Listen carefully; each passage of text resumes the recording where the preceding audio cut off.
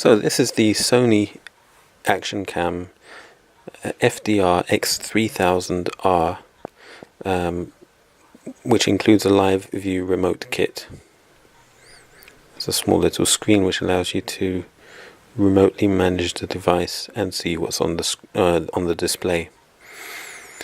This remote kit also allows you to wear it like a watch because it comes with a rubber strap.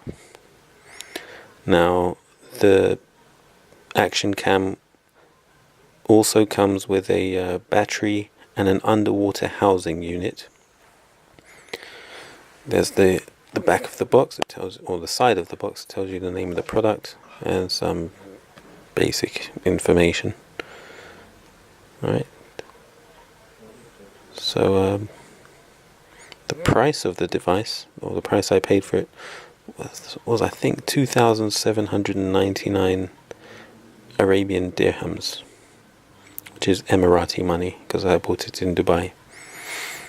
Alright, so now I'm about to open the box. It's got the Sony branded stickers, which haven't been tampered with.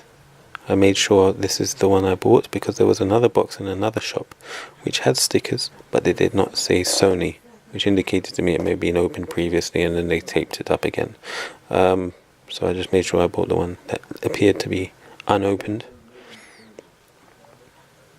Being gentle with this packaging in order not to rip it in case I have to return the item. Here we go. Now bringing out the box.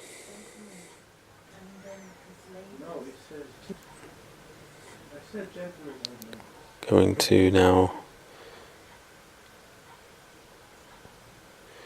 turn the box around so you can see what you get when you buy the product.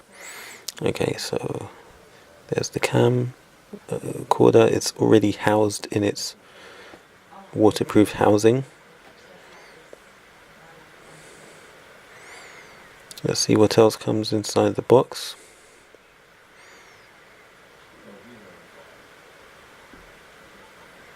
Alright, so lots of paperwork or manuals.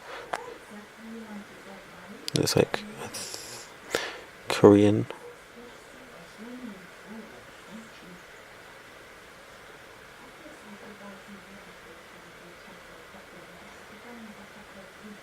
It's the Sony.co.kr, I believe that's Korea.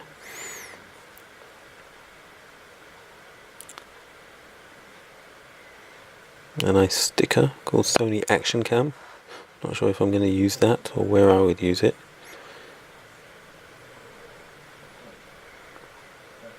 So, a bunch of different papers, different languages.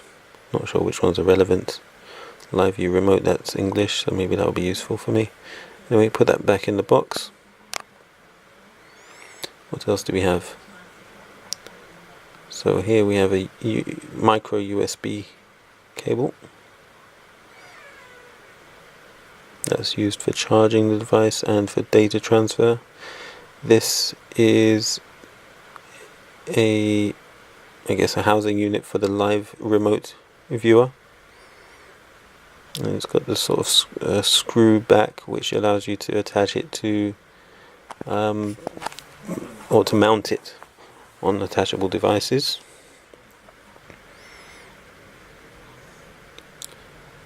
A couple of other things in the box. We've got a charging pad. So that's where you plug the... No, is that a charging pad? Yeah. Not sure. Might be a charging pad. If so, that's where you put the battery.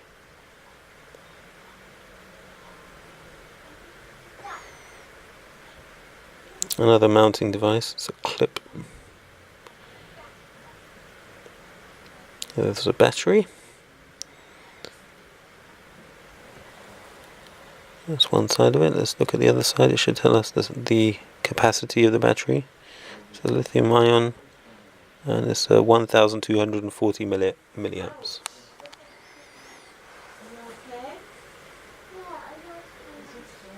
Okay. So that housing that I'm holding in my hand there is not for the battery, it's for the the viewer, the digital viewer or the live viewer. The one I'm just putting back in the box there is actually for the battery. There we go. That one is for the battery, to charge it externally. Here is the wristband to which you can attach the remote viewer. I forgot to mention that along with the device came a stand for the camera. It wasn't in the box, but the shop gave it as a sort of a bundle. Alright, so there's the wrist strap. It's rubber. It has a locking mechanism for attaching the remote viewer.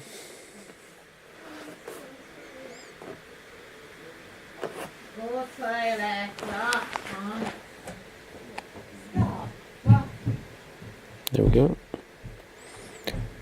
Didn't seem very easy to slot the holder in place for the strap.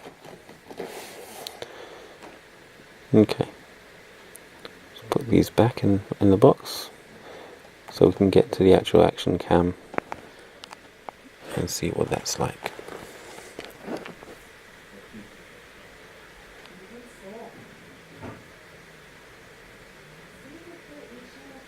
Now, the camera I used to record this footage didn't pick up the audio because I was using a selfie stick which had a camera, a light, a bright light attached. To get the bright light you had to plug one end of the cable into the audio jack of the phone, and therefore I didn't get any audio. Anyway, so here's the documentation included in the box. So one of them is like a quick start guide. It tells you what to do to get started. So check what's in the box, check the bundle items, yes. Got the micro USB cable, the rechargeable battery pack, attachment buckle, startup guide, reference guide, and the camera. So just checking that. Here's the action cam in its waterproof housing.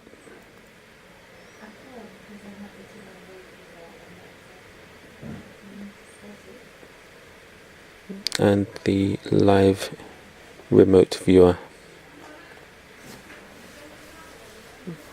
They're both quite tightly in the plastic box. There's the live remote viewer. There's a record button on the front. It has a couple of buttons on the side for scrolling through menus. And we've got a power button on the side and a menu button.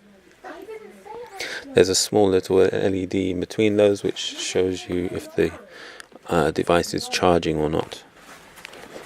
If it's charging, it's illuminated, and if it's not charging, it's not illuminated. Quite simple. There is the waterproof housing containing the action cam. View from the front.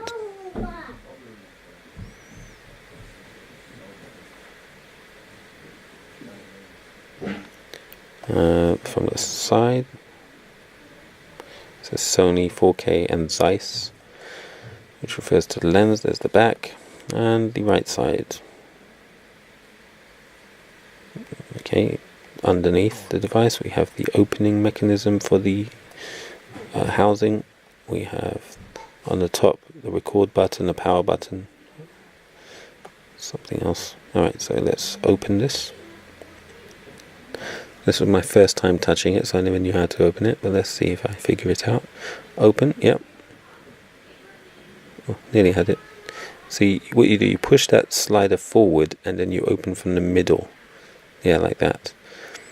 And see if I can close it again. Yep, that's okay. Let's open it one more time.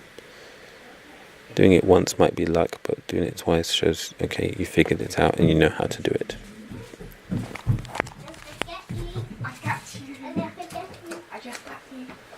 So back to the documentation.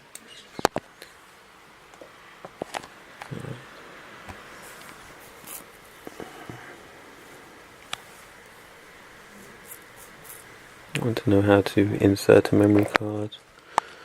Oh, just looking over the names of the main parts. Alright, and the boxed items. There's the micro USB cable.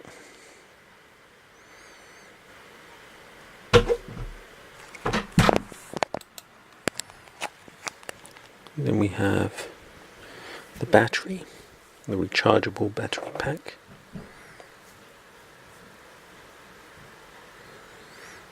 The buckle, the wrist wearable buckle. The reference guide.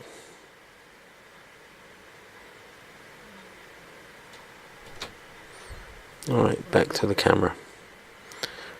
Let's see if we can open the housing. Yep, got that down. Let's take off the front.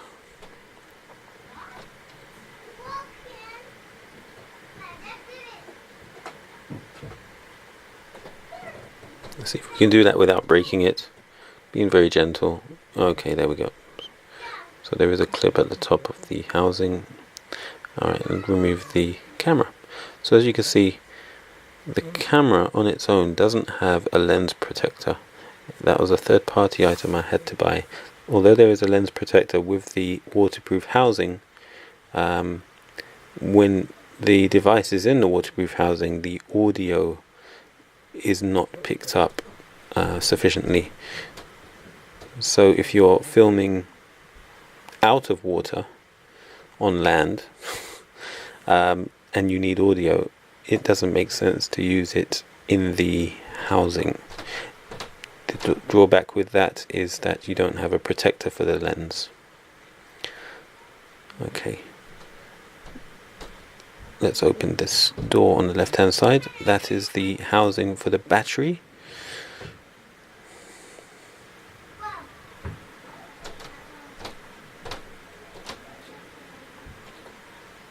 Okay, so the gold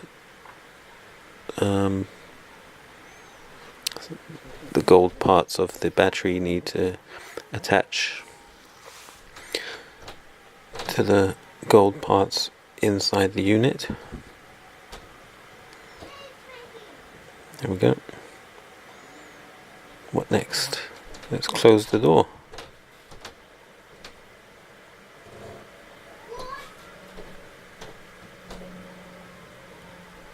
Okay, so close it. You have to be careful, make sure you close the doors properly, because sometimes they seem to be in place but may not be.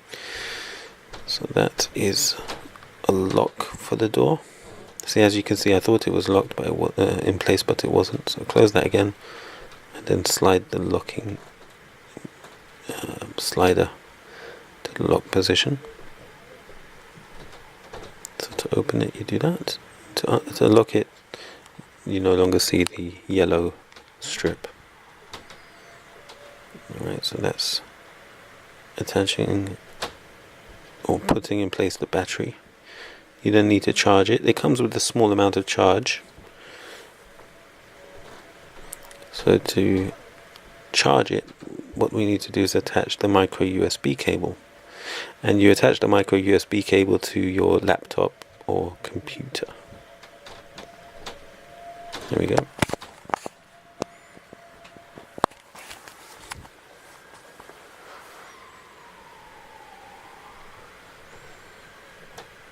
Okay, so where do you think this should go?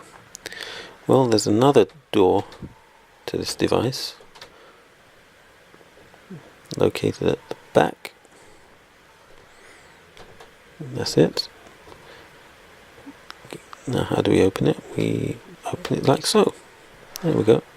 Good thing is it doesn't remove completely from the device, so you don't lose it. Now there's two ports, well there's three ports there. One for the micro USB cable, which is in the middle. There's a HDMI some sort of HDI port on the right hand side or at the top, and at the bottom we have the microphone jack or the microphone port.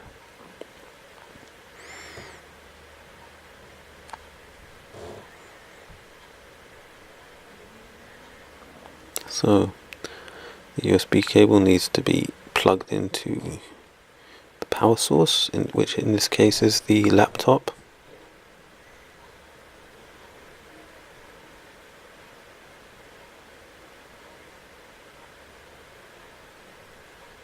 Trying to do this all with one hand is not so easy.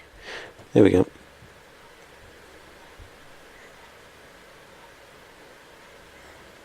Now, once it starts charging, we should see a yellow light or an amber LED light illuminated on the rear of the device, close to where the micro USB is plugged in. Let's see if we can focus this lens. There we go. So then we want to insert a memory card. The good thing about the shop where I bought this item, they provided a free micro SD card for me to use.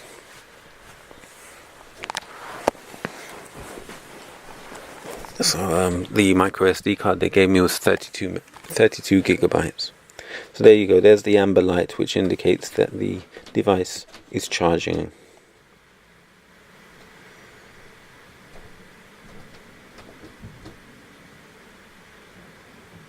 It's not the quickest device to charge, I have to say, especially when you're used to something like fast charging with your Samsung phones. It does take quite a while to charge this device.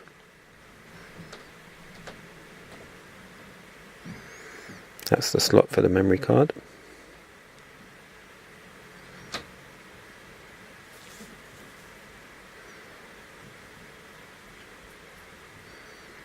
Oh yeah, I also bought a 64 gigabyte card.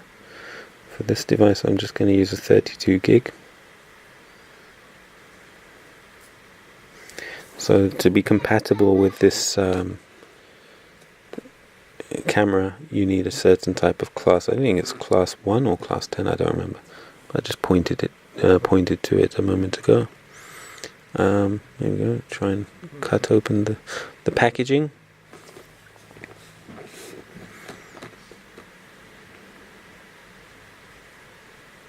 Sadly, these manufacturers are still providing vast amounts of plastic. Look at the amount of plastic involved in the packaging of both the camera and the memory cards. Where's this plastic going to go? Probably end up in the ocean, which is being killed, sadly. We do hear about politicians talking about climate change, well, and talking about terrorism and all these other things. I think the most urgent issue right now for our planet is really plastic disposal. That's my point of view. You don't have to agree. Here we go. Let's try and get this memory card out of the packaging. Finally managed to do it. So this micro SD card also came with an adapter, so you can plug it in your laptop if it has a proper SD card slot. Okay, so this micro SD card is about to go into the camera. There's the slot for it. Now which way up do we go? There is a sort of small symbol on the side which tells you which way the card should go in, and if you look inside the slot you can sort of see the metal connectors which also indicate which way it should go in, because the metal should make contact with the metal on the card. There we go. So plug that in. There we go. The memory card is now installed. There we go. That is the preparation of our camera. Ready to charge it. It's charging and we'll just wait for it to finish.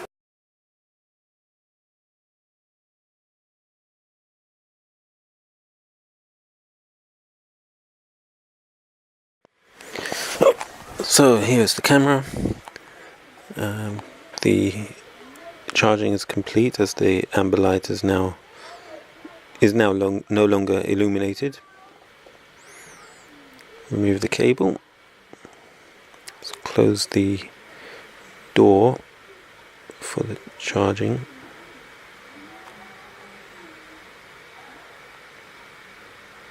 just clips in place. There we go. At the top of the device we've got a power button, so we press that on. And now you have the front screen. You're prompted to set the clock. It's currently set to GMT.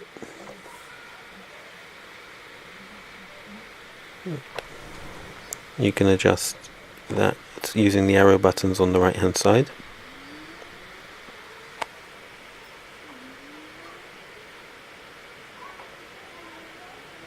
So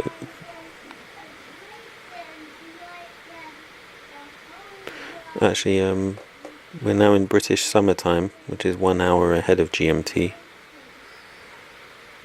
I'll just leave that for now. At the top you've got a record button, and that's what you use to select. So we'll move to the year, we choose 2017. Press record, that accepts that. That moves you to the next item, which is the month,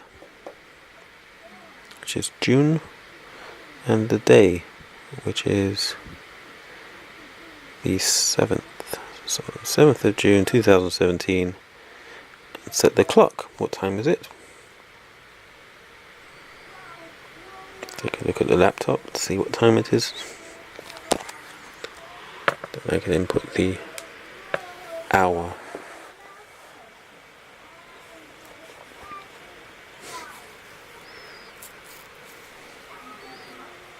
So, because I'm in Dubai time, I'm setting it. I'm calculating how many hours behind I am, or we are in the UK, because I'll be travelling back. So I don't want to have to re-input the time when I get back. So input the time.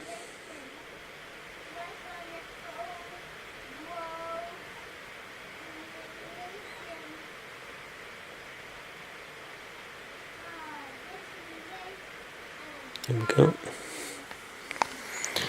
So the date and time is set. Click OK.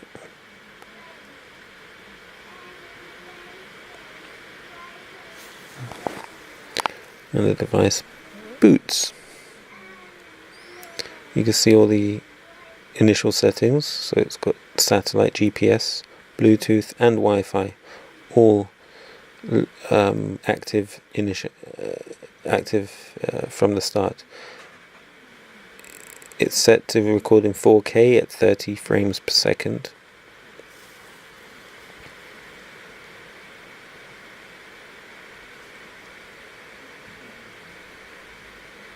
And you can set the movie format here by clicking menu, and you can choose your mode.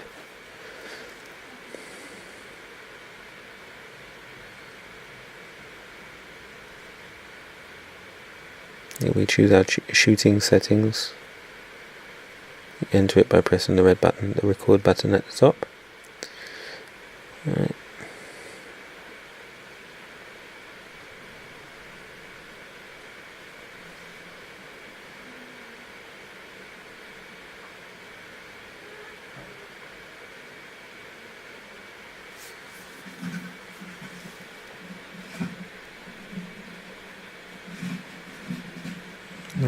What are the recording formats available? So 1080, 30 frames per second, 1080, 60 per second. MP4, and at the top we've got 4K.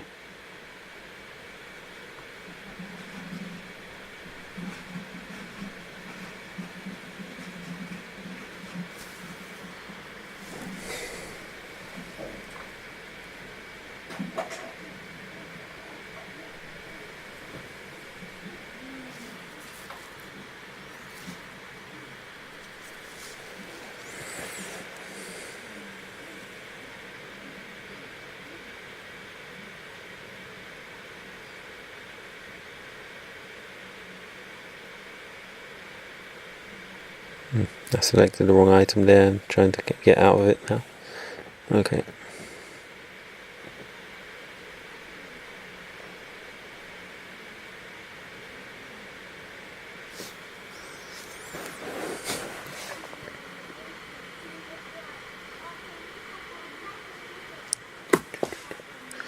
So you can see there's flight mode, there's Wi-Fi, there's GPS, Bluetooth.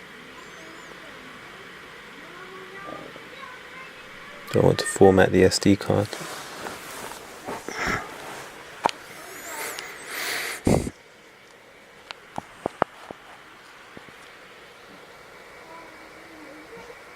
Yep. There we go.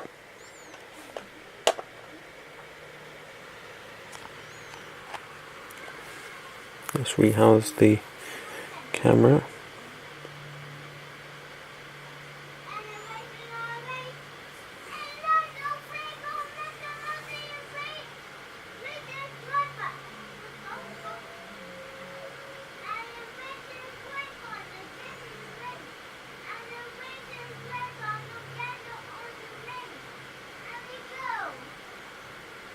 Do I remember how to close this? Yes, I do.